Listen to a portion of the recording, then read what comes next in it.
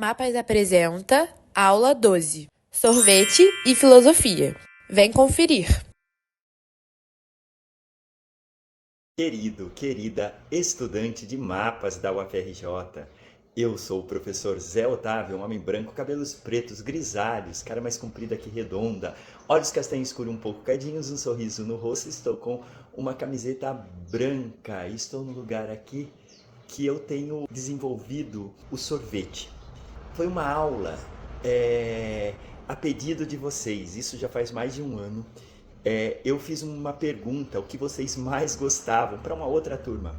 Eu descobri que o que essa turma mais gostava era sorvete. Você gosta de sorvete? Qual é o seu sorvete preferido? Qual é o seu sabor de sorvete preferido? E descobrimos que o sorvete tem muita ciência junto com o sorvete, porque o sorvete é uma emulsão, né? Que para ele ter uma certa estabilidade, a gente precisa de vários fatores.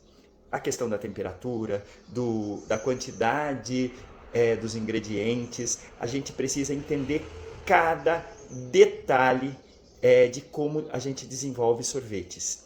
E eu comecei a estudar isso e fazer uma aula, fiz duas, eu acho que eu fiz 2 ou 3 aulas para vocês, e essa é a terceira, não, acho que essa é a terceira, fiz 2 aulas sobre sorvete, essa é a terceira aula, e nessa aula nós vamos ter um grande desafio.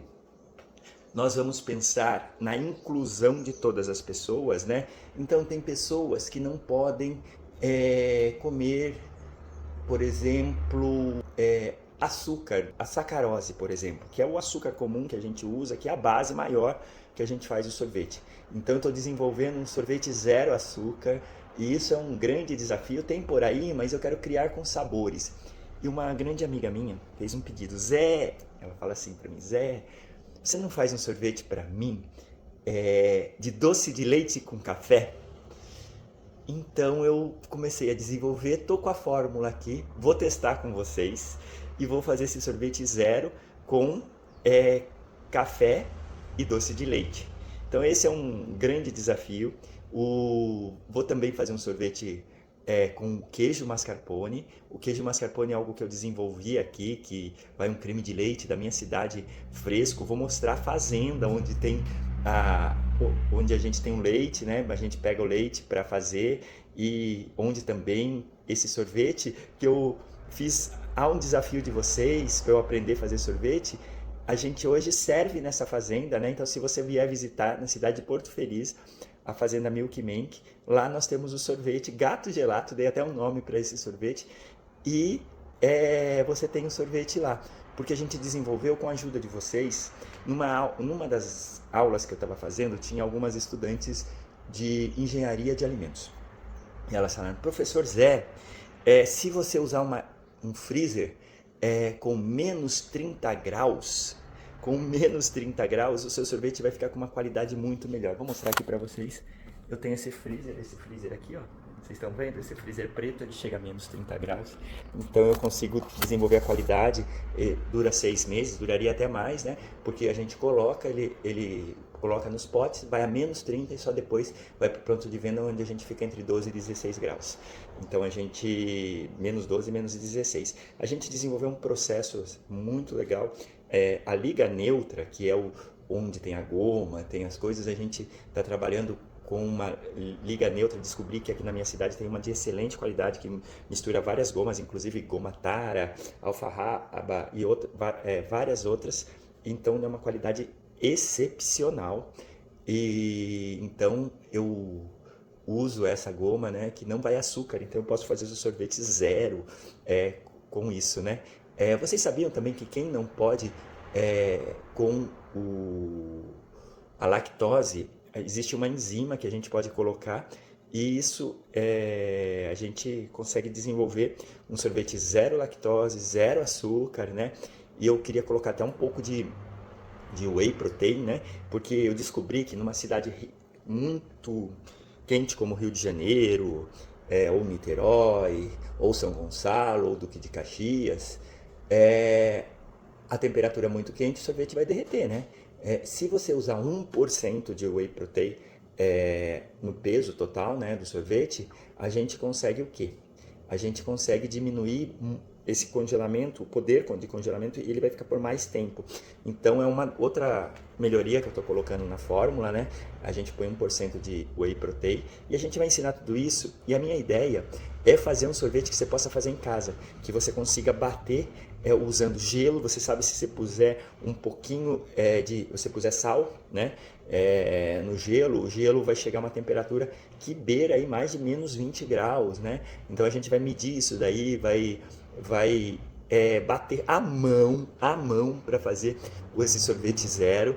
E eu vou, a ideia é servir no almoço de domingo, que eu vou receber junto com vocês o professor de filosofia Alfredo Pereira Júnior, uma sumidade. Ele fala sobre neurociência, ele fala sobre o sistema econômico, ele é uma pessoa incrível, tem projetos maravilhosos, e ele vai estar comigo e com vocês nessa aula aqui de mapas da UFRJ. Estou aqui com o meu amigo Alfredo Pereira Júnior e nós vamos conversar sobre um tema que vocês pediram.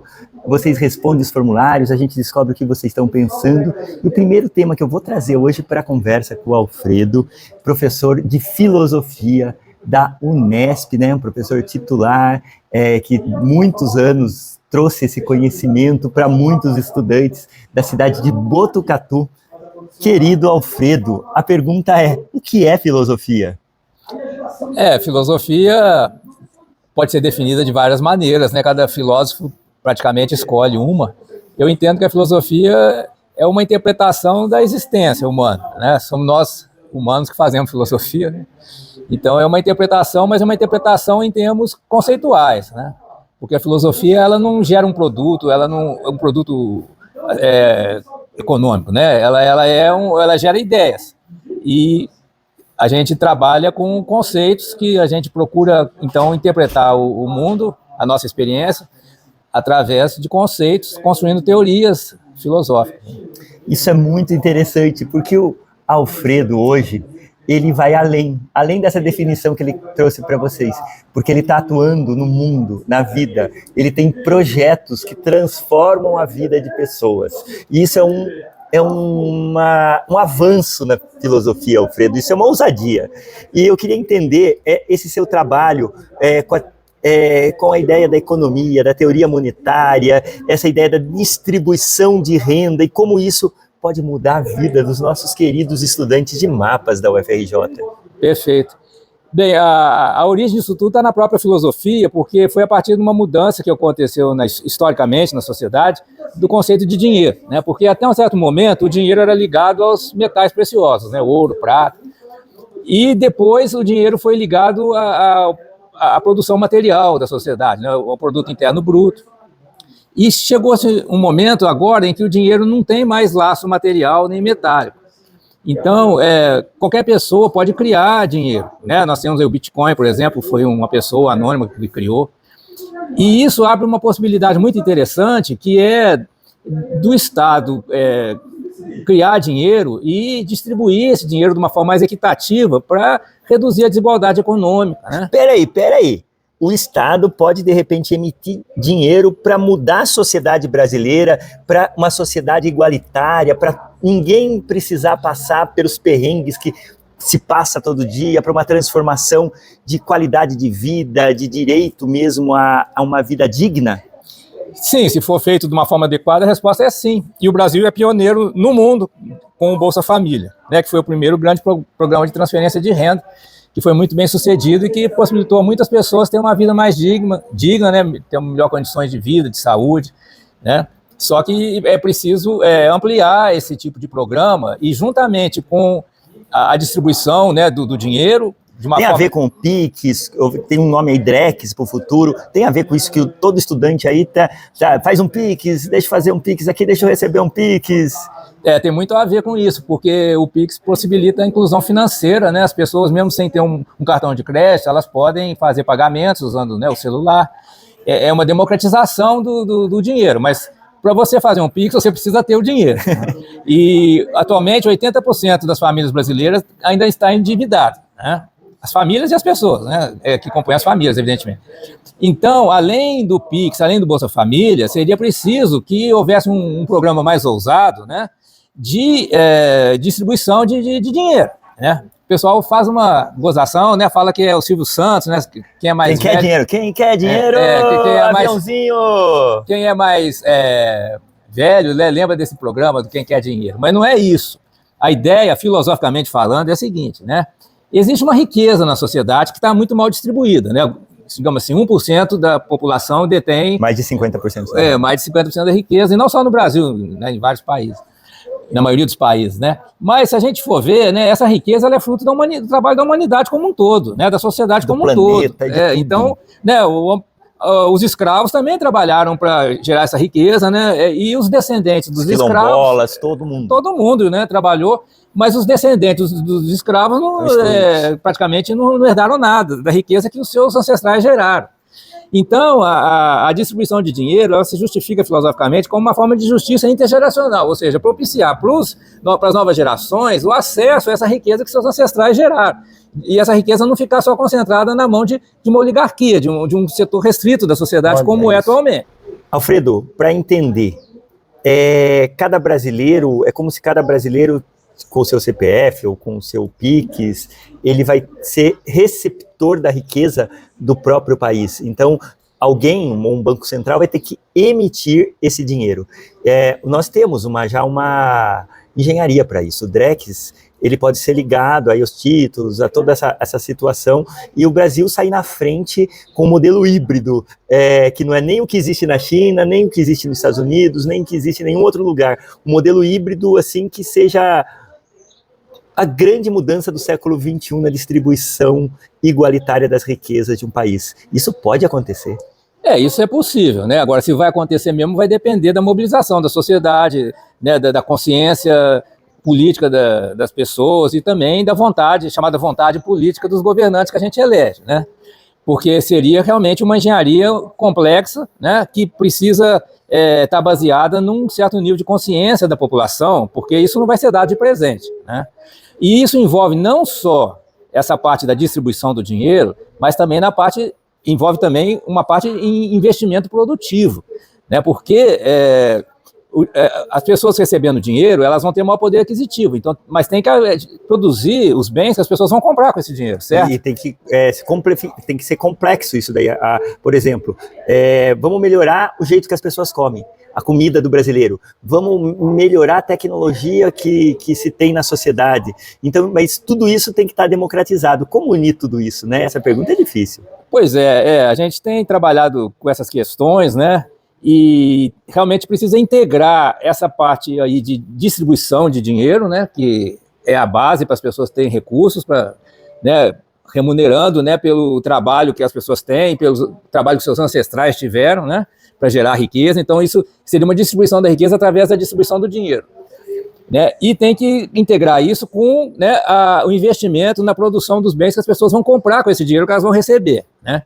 E aí a gente entra também na questão de o que produzir, como usar melhor os recursos do nosso ambiente, do nosso bioma. Entra, né, com o meio ambiente, né? A gente está falando muito, esse semestre a gente está discutindo, a Marina Silva conversou com os nossos estudantes, falando da situação que a gente está de mudança climática emergente, né? Então, o que a gente tem que fazer hoje? Você poderia unir isso com uma economia verde, com todo um plano aí de reflorestamento nacional das florestas e tudo mais? Será que isso seria possível? Sim, porque tem algo que pouca gente fala, mas se a gente quer envolver o povo na atividade produtiva, gerar trabalho, renda, isso tem que ser em atividades que o povo tenha condição, certo? Você não pode querer envolver uma parcela do povo brasileiro na produção de chip de computador, porque nós não temos essa tecnologia, né? Então a gente tem que trabalhar com as chamadas inovações frugais, né? Quer dizer, até as nossas competências, elas serem desenvolvidas a partir do que nós somos, do que a gente pode, né? De quem é o povo brasileiro. E de quem somos nós, é claro. Então, nós somos um país que tem uma riqueza de biomas fantástica, né, que é negligenciada, é desprezada, né? Pensar só em termos de frutas, sementes, raízes, né, plantas que possam ser usadas, uso medicinal, uso alimentício, produção de bebidas, sucos. É uma riqueza enorme que a gente despreza. Então, isso aí é um potencial que nós temos, né? E o povo já tem capacidades e tecnologias a serem desenvolvidas para lidar com esse bioma. né? Então o Brasil pode se tornar a maior potência mundial na produção de alimentos. É a nossa vocação grande, né? Além, é claro, de outras atividades que nós temos, né? Que são importantes, na área de energia, por exemplo, né? De mineração. Tudo isso também contribui para a riqueza e para as condições, né, de vida, cria recursos para o povo ter uma melhor vida, né? Melhor qualidade de vida. E hoje nós, na universidade, o que a gente pode fazer como um laboratório para iniciar? Nós temos projetos aqui, junto à nossa disciplina Mapas, as extensões na nossa Universidade Federal do Rio de Janeiro, dentro de comunidades como no Morro de Mangueira, né, e no Complexo do Alemão e outros lugares aqui no Rio de Janeiro. Como a gente faz para conectar? Você está tocando em uma interface com a sociedade hoje em dia? Sem dúvida, a universidade tem um papel muito importante, não só para gerar conhecimento, tecnologia, né? Por exemplo, na área de agronomia, nós temos pesquisas que possibilitam cultivos de plantas em larga escala, né? Aumento de produtividade, por exemplo, da cana, né? Que é usada para produzir energia renovável. Mas tem uma outra frente de atuação que é junto à sociedade, né? Diretamente junto à sociedade. E a atuação que me parece que está sendo bastante falha ou praticamente ausente seria da universidade junto ao ensino médio, porque a nossa juventude está perdida, né? A nossa juventude está sem perspectiva de trabalho, de vida, né? Sem ideais, passa o tempo no celular, com coisas assim supérfluas, né? Acha que vai ficar rico apostando, né, nas bets, ou virando celebridade, né, por monetização, ou na especulação com criptodinheiro. Mas a gente sabe que pouquíssimas pessoas realmente vão ficar ricas. É quase, né, uma pirâmide. São esquemas de pirâmide, né? Alguns ganham muito e a maioria perde, né? Então, a gente precisa oferecer uma perspectiva para essa juventude, né? Que seja uma perspectiva sustentável em termos de estar valorizando os recursos que nós temos no nosso meio ambiente. O que será que a gente pode fazer? Nossos estudantes, muitos estudaram escola pública, em Costa Barros, Campo Grande, na Baixada Fluminense, no interior do Rio, no interior de São Paulo, no Nordeste, no norte do país, nós temos estudantes de todo o Brasil. Sabia que um dos nomes da Universidade Federal do Rio de Janeiro, o UFRJ, é a Universidade do Brasil. E como a gente conecta esses nossos estudantes com os seus colegas do ensino médio? Como que a gente podia fazer uma rede mesmo, né? Voltar, porque eu vejo o estudante estar se formando agora, ele pode voltar de repente com retorno para a sua escola de ensino médio como multiplicador. O que será que a gente podia pensar aqui? Eu acho que a primeira coisa a se pensar é que o novo ensino médio introduziu a disciplina de empreendedorismo, né? Que seria para fomentar a mentalidade empreendedora nos jovens, já no ensino médio. Esses nossos estudantes podiam falar nessa disciplina, de repente, em algum lugar aí na sua cidade. Sim, pois é. Agora, qual é qual é a filosofia do empreendedorismo que está sendo passada para os jovens? Do neoliberalismo. Né? Eu acredito que ainda predomina a ideia do neoliberalismo. Vamos explicar o que é isso? O que é essa ideia? Neoliberalismo é um termo muito usado, né? E tem a sua origem com a Margaret Thatcher, na Inglaterra, né? Que ela conseguiu convencer muita gente e que criou toda uma escola de economistas que tem como centro de formação Chicago, nos Estados Unidos, né, a escola de Chicago, que entende que são os próprios indivíduos que criam a riqueza e que o Estado é um parasita, né? O Estado vive às custas da distração do dinheiro das pessoas, né, através dos impostos, e o Estado é composto de uma burocracia que não produz nada para a sociedade, né? Isso leva ao encolhimento, né? Aquela ideia do Estado mínimo, né? Que é uma ideia até mais radical ainda do que da Thatcher, mas leva assim ao encolhimento dos serviços públicos. E com isso, as pessoas ficam assim, a Deus dará, ficam cada um por si, né? E um competindo com o outro. Isso gera o quê? Gera um estresse, gera, né, pessoas com problemas emocionais, né? Por falta de confiança em si mesmos, né? E geram, em termos econômicos, aquilo que a gente vê em todos os países em que essa política foi adotada, que é uma espécie de uma recessão, porque se o Estado para de investir no bem comum, né, deixa tudo para a iniciativa privada, a iniciativa privada só investe naquilo que dá muito lucro, né? Então, os serviços necessários para a população, de saúde, educação, transporte, infraestrutura, isso tudo fica de lado. A qualidade de vida decai, né? O nível de emprego cai, porque, né, com a falta de investimento público, a iniciativa privada também não investe, porque não se cria condições para a iniciativa privada investir. Né? Então, acaba todo mundo perdendo, né? E quando se tem uma crise muito grande, como aconteceu em 2008, a chamada crise imobiliária nos Estados Unidos, qual que é a solução? É o Estado voltar a investir, colocar dinheiro na economia. Agora, a grande questão é, né, quando o Estado cria dinheiro... Para quem vai esse dinheiro? Para quem vai esse dinheiro? Essa é a pergunta, pessoal. Quando o Estado cria dinheiro, para quem vai, né? Nos Estados Unidos, no Brasil, a gente vê que esse dinheiro vai... Está sendo chamado de oligarquia, aqueles muito ricos, os banqueiros, né, os conglomerados financeiros. No Brasil, isso vai através do pagamento de juros, da chamada dívida pública, né? O Estado, por motivos complicados, que eu não vou nem tentar começar a explicar aqui, mas o Estado paga juros para os investidores, pode ser pessoas físicas ou instituições financeiras, né? E isso é do montante de trilhões, né, por ano. Então, nós temos um sistema financeiro em que o Estado está criando dinheiro, sim, mas o dinheiro está indo para os bancos, para uma oligarquia, para quem já tem dinheiro. Quem tem dinheiro fica cada vez mais rico, né, porque tem uma certa facilidade de acumular. E quem não tem está cada vez mais endividado, porque está pagando juros altos para... Né? Alfredo, e como virar a mesa? Como mudar essa lógica? Bem, a mudança seria continuar na direção do Bolsa Família, quer dizer, você fazer a distribuição, né, chamado cash transfer em inglês, né, que é muito elogiada no mundo todo. O que é o cash transfer? É você transferir, né, o dinheiro para quem precisa, né, sem contrapartida nenhuma, né, para a pessoa ter acesso à comida, né, aos recursos básicos, poder pagar suas contas. Então, isso teria que ser estendido para uma espécie de uma renda básica, como tem a lei, né, do Eduardo Suplicy no Brasil, que garantisse o mínimo para cada um. É só o mínimo, só a sobrevivência. A renda básica não é assim para a pessoa ficar rica, impossível. Mas né? É um começo, né? Uma dignidade. Base, A gente não sabe se é 1.000, 1.600, 2.000 reais. Não, aí não dá tem uma discutir conta o valor, né? que vai ser feita e que vai chegar a isso. Mas imagina você, estudante, todo mês você tem um valor desse que você consiga fazer as suas coisas básicas, né? Imagina como ia diminuir o corre. Não, ia diminuir bastante o estresse, né? Melhorar a saúde mental, a saúde física, evidentemente, né? As pessoas teriam mais autonomia até para escolher o que elas vão fazer na vida, porque se você está desesperado, você faz qualquer coisa, né? Você pega serviço, vai trabalhar em empregos que te destroem, né? Pouco a pouco, né? Mas você não tem opção. Com a renda básica, a pessoa teria uma opção, né? De esperar e lutar, por exemplo, quem quer ser músico, para tentar ser músico, viver de música, né? Sem precisar trabalhar de ligação. Agora eu vou para a parte mais importante. Eu acho que se quando você fosse jovem, tivesse todo um mundo assim, eu acho que você ia escolher ser... Você é filósofo, mas você ia escolher ser músico. Eu tô errado? Não, porque... Não, quer dizer, você tá errado, porque eu não tenho talento para ser músico, né? Não mesmo? Não, mas você gosta ou não gosta? Não, eu gosto muito, né? Eu quase todo dia eu me gravo, né? Tocando bateria com discos, né? De vinil. Toco disco de vinil, acompanho, posto no Facebook, mas eu não tenho talento para ser músico, né?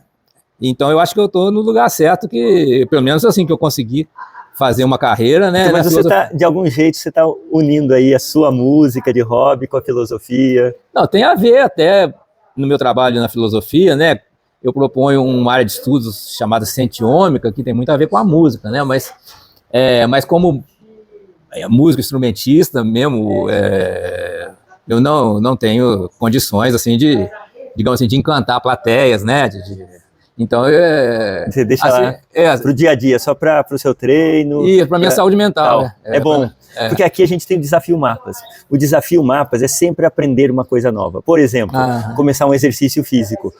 Se você não faz exercício físico, você começa. Se você quer aprender um instrumento musical, você procura e começa. Bom, todo semestre eu estou aprendendo uma coisa nova. Esse semestre eu estou aprendendo a dançar e a escrever. E eu já escrevi um livro. Né? Pessoal, acabei a escrita, estou revisando o capítulo 6 agora, então logo vou acabar os 24, então todo semestre eu aprendo uma coisa nova. Nesse mundo que a gente, vamos pensar, teve a distribuição de renda, o Brasil está crescendo, porque aí vai ter crescimento, está se organizando, qualitativo. Esse lado humano de aprender coisas novas, de desenvolver, não é uma parte dessa tecnologia? Porque é aí que vão aparecer as opções, inclusive econômicas, né? Porque você vê, dando um exemplo que a gente encontra aí, né? Alguém inventou o café de açaí, né? Isso, não sei quem inventou, mas o açaí é mais... Até que não é ruim, hein? Eu tomei outro dia, dá para tomar. Sim, tem uma demanda enorme por isso, mas você não acha para comprar. Quer dizer, está faltando pessoas que... Não só a distribuição, mas também tem que inventar ou aperfeiçoar uma tecnologia de produção de alta escala. A cápsula de café de açaí, tem que ter de tudo. Assim como tem para o café propriamente dito, né? Então, a criatividade é fundamental também na economia, mas não é só na economia, né? Porque aí tem nas artes, evidentemente, a criatividade, e tem em todos os aspectos da vida humana, né? Eu acho que as pessoas estando assim, oprimidas pelo endividamento, pela falta de recursos, né? Pela escassez de dinheiro, elas têm a sua criatividade muito bloqueada. E isso oprime. A gente tem estudantes que demoram 3 a 4 horas para chegar na universidade e para voltar por um problema no transporte que poderia ser resolvido, né? É uma opressão mesmo com o povo brasileiro. É uma opressão. O povo brasileiro é muito oprimido por essas condições de vida difíceis, né? E então não sobra tempo e energia para ter criatividade. Agora, a criatividade é fundamental. Como é que surgiu todo esse mundo da internet aí, que praticamente, né, colocou todas as pessoas em contato umas com as outras. Fantástico, e amigos antigos a gente reencontra, né? Eu gosto muito assim das redes sociais, desse aspecto assim, você está reencontrando das pessoas. Alfredo, eu queria perguntar para você, de coração, que mais do que uma pergunta, que você conversasse agora com os nossos estudantes de MAPA, um depoimento para eles, você desse um recado para eles de coração, você falasse para eles assim, o que é mais importante da vida. Bem, tem aquela frase do Vinícius de Moraes, né? O amor é eterno enquanto dura. Eu acho que a vida é assim, né? Os momentos são eternos enquanto duram, mas tudo vai passando, né? É um processo em que a gente está procurando um sentido a cada momento, né? E esse sentido pode mudar, né? Então, o importante é a gente achar um sentido daquilo que a gente está fazendo a cada momento, né? Que nos conforte também, né? E nos dê a sensação de que a nossa vida está sendo produtiva, construtiva, está contribuindo, né? Não só para nossa família, para os mais próximos, mas contribuindo para a humanidade como um todo, né? Então, acho que isso é o mais importante, né? É mais importante do que o individualismo, assim, né? Quer dizer, você querer ter propriedades e aí tem uma coisa, né, que é muito importante, que é quase que uma qualidade aqui do humano, que é a cooperação. Eu acho que a gente pode pensar nisso, porque tendo meios dignos de se viver, eu acho que essa é a grande força motriz, né, para o próximo passo. Sem dúvida, porque as pessoas que estão muito empenhadas em competição, elas estão se privando do prazer da cooperação. É muito mais prazeroso você cooperar do que você competir, né? Essa é a ideia da nossa disciplina. A gente une em grupos, então faz caminhadas, trilhas, um ajuda o outro, a gente faz trocas. Tem pessoas que são especialistas, por exemplo, com equipamentos mesmo para trilhas mais difíceis. Eles oferecem o seu serviço, ou no mínimo, num preço módico, ou de uma forma assim. Então a gente consegue ter uma vida com mais coisas para fazer, um preço quase que simbólico, né? Então eles vão para o teatro, vão para o cinema, eles fazem jogo de paintball, eles vão para a pizzaria, eles criaram grupos mesmo de convivência. Hoje nós estamos com 6 mil estudantes no grupo Trilhas, né, universitárias, e aqui nessa disciplina com mais de 1.000 estudantes. Eu acho que é isso aí. É isso aí que assim, a gente pode pensar algo possível, viável, né, e que está ao nosso alcance, né? Porque fazer uma grande revolução não está ao nosso alcance. Não sei, mas quem sabe os estudantes começam aí, tem alguém aí que começa a pensar nessa questão. Temos estudantes de economia de várias áreas nessa questão dessa distribuição, nessa questão monetária, e a gente vai quebrando esse paradigma, porque todo mundo acha emissão de dinheiro, inflação e outras coisas mais. E a gente mostrando que isso não é realidade, né? Pode ter uma mudança grande no futuro, né? Também esse é um aspecto muito importante, né? Esse sabia que um dos estagiários aqui, dos estudantes de MAPA, ele é estagiário do presidente do BNDES aqui, ó, tá ouvindo a nossa aula. O presidente do BNDES é Mercadante, né? Eu acredito que ele tem uma mentalidade bem favorável ao investimento público para satisfazer, melhorar a qualidade de vida do povo, né? Que está de afinado com isso. Agora, essa transformação do sistema monetário não é algo que dependa só da gente, né? Tem que haver uma coordenação entre as políticas públicas do Estado Federal e os movimentos de base. Quase, é uma mistura, né? Todo mundo misturado. E aí a gente entra num outro problema que a gente não mencionou ainda, até como é que o povo e os governantes podem se comunicar, porque atualmente não tem um canal de comunicação. Aí a gente criou até uma ferramenta, aí a gente deu o nome de Fórum Online Popular, escrevemos um capítulo de livro sobre isso, mas é meio complicado, vamos contar depois, né? Mas dá uma palhinha para os estudantes aqui. Nós temos, se não me engano, já um vídeo sobre isso, né? Sim, sim. Seria a ideia de usar a internet, né? Desenvolver um aplicativo que possibilitasse o povo se manifestar sobre os governantes a nível municipal, estadual e federal, e usar a inteligência artificial para fazer uma compilação, um relatório semanal de tudo que todo mundo falar. A pessoa entra usando seu CPF. Falando tudo, une isso daí com todos os sistemas do governo, Gov, BR, tudo, e aí une a essa emissão desse dinheiro aí para todos, né? Numa coisa única. E aí é um negócio esse aplicativo também serviria para a pessoa receber verbas do governo. Tanto de investimento da parte, ele que tem uma empresa, cooperativa, quanto esse dinheiro para a pessoa física, que seria uma distribuição de renda. Meu Deus do céu, é muita coisa o negócio desse. Esse aplicativo aí a gente chamou All in a Nutshell, quer dizer, tudo numa caixinha só. Numa caixa de nós. Caixa de nós. Eu brinco que é uma caixa de ferramenta. Uma caixa de ferramenta. Então estaria acessível para todo mundo no celular. Como tem aplicativo de banco, já tem o próprio gov.br, né? Seria um aplicativo mais amplo, que possibilitaria as pessoas darem entradas, né, através de texto, né? Falando, por exemplo, que tem um vazamento de água aqui na rua. Aqui, ou então falar que, né, o veículo elétrico sobre trilho, que seria construído lá em Cuiabá, né? Ou que está tendo tiro lá perto da Universidade Federal do Rio de Janeiro. Está tendo tiro, ou que esse veículo elétrico sobre trilho não foi construído. Mas muita coisa. Eu gostei muito dessa conversa. Obrigado. Eu acho que a gente poderia passar a tarde inteira. Mas eu queria perguntar para você do sorvete. Você experimentou meu sorvete, zero açúcar. Aprovou? Aprovadíssimo. Você já está comprovado que você é uma pessoa multitalentosa. Um abraço, muito obrigado, meu querido Alfredo.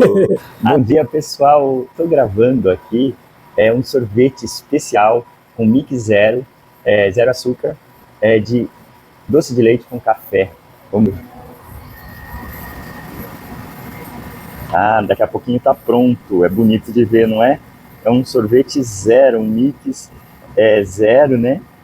Doce de leite zero também, zero açúcar com café. Então, pessoal, nós vamos fazer aqui um sorvete zero açúcar. Primeiro a gente tem que preparar um mix zero. Esse mix zero eu vou colocar aqui. Ele vai ter basicamente inulina, que é uma fibra, e isso que vai dar cremosidade e vai substituir mais ou menos a quantidade de açúcar. Nesse sorvete, para 1 quilo, eu vou fazer um líquido de leite mais ou menos 1.200, seriam 1.200 ml. Para 1.200 ml, a gente vai precisar de 200 gramas desse mix. Então, mais ou menos, eu vou colocar 150 de inulina, o eritrol, que é um poliol, mas eu vou pôr bem menos, vou pôr 35 gramas desse eritrol. Vou colocar também estévia, 12 gramas de estévia, e a liga neutra, vou colocar 6 gramas. E 1,5 grama de sal. Pessoal, porque a história desse sorvete aí, tem várias pessoas que eu preciso fazer sorvete zero. Tem minha mãe, né, que ela tem diabetes, precisa tomar sorvete zero. E é mais inclusivo, né? No futuro eu vou desenvolver sorvete zero lactose, vou fazer sorvete de várias formas, mas esse aqui é o zero açúcar. E uma amiga minha falou, Zé, desenvolva um sorvete, porque eu tenho que tomar sorvete zero, mas eu não acho o sabor, sempre é chocolate ou fruta.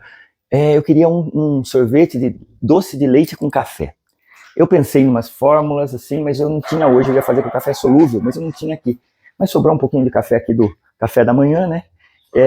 Para dar o gosto. E como eu estou usando leite em pó, eu vou completar aqui, tem que estar 1.200 ml de água nesse sorvete. Então, eu vou colocar um pouquinho aqui, vou colocar o tanto de café que eu tenho, para dar o gosto. Não sei quanto que eu tenho de café, é só para dar o gosto mesmo. Então é só para dar o gosto, aqui devia ter uns 200 ml de café, só para pegar um pouquinho leve gosto de café, né? Porque é o doce de leite com leve gosto de café. E o que eu vou fazer? Completar aqui até dar o tanto que eu preciso, que é 1.200. Lembra que eu falei que eu ia fazer disso? Aqui 1.200, né, ml, ó. Tá.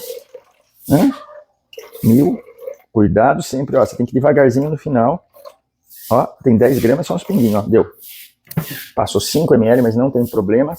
Eu venho aqui, ó, para aquecer e aqueço essa água até ela chegar à temperatura de 40 graus. Aí eu misturo tudo isso que eu tenho aqui. O que eu tenho aqui? Um doce de leite só com eritrol e xilitol. Olha só, leite, o que tem aqui é basicamente doce de leite com eritrol e xilitol. Eu, como usei o eritrol, né, mais stevia, a gente vai ter um doce com muito pouco retrogosto. Retrogosto, pessoal, é quando a gente põe o edulcorante ou o poliol e tem aquele gosto um pouco metálico. Isso não vai acontecer, porque eu diminui muito a quantidade, não vai dar problema de intestino, estômago, de nada disso, porque a quantidade está super baixa. É um sorvete aí que promete, pessoal, promete, vamos ver. Pode ser aí, eu vou pôr para as pessoas experimentarem depois e a gente vai ver como vai ser esse sorvete. Ó, acho que eu já estou com uma temperatura aqui, chegando numa boa temperatura, né? Porque eu joguei aqui no 240, se daqui a pouco ferve até, né? Então, em Fahrenheit é 104 graus Fahrenheit, já está chegando, tem que ser rápido aqui, porque senão a coisa vai e...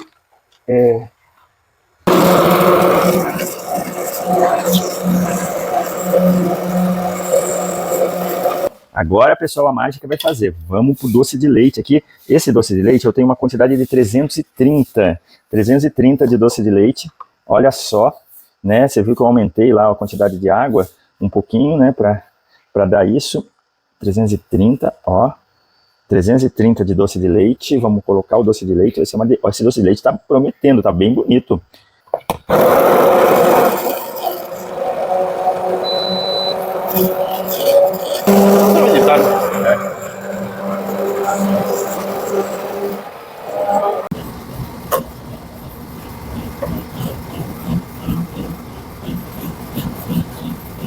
A textura tá bem boa, hein, pessoal?